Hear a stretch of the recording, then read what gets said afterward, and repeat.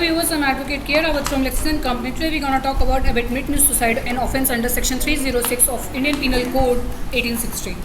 A person is accountable for abetment to suicide when any of the following conditions are fulfilled. Number 1, he/she instigates someone to commit suicide. Number 2, he/she takes part in a conspiracy to make a person commit suicide. Number 3, he/she helps the victim deliberately so he can commit suicide by doing an act or not doing something that he was bound to do. Section 108 of the IPC defines the abetter. A person abets an offence who abets either the commission of a crime or the commission of such an act which would have been an offence if committed by a person capable by law of committing an offence with the same purpose or information as that of the abettor.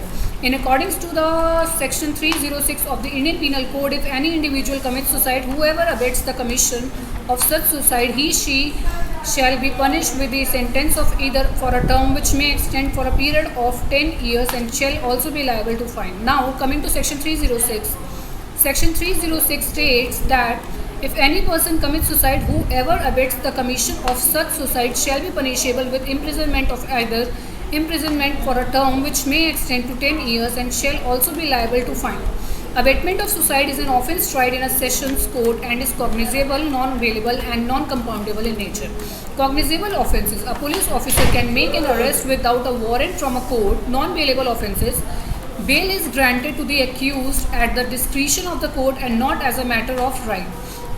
Now, non-compoundable offences: the case cannot be withdrawn by the complainant even when the complaint the accused has reached a compromise. The court will not allow withdrawal of a case involving a non-compoundable offences.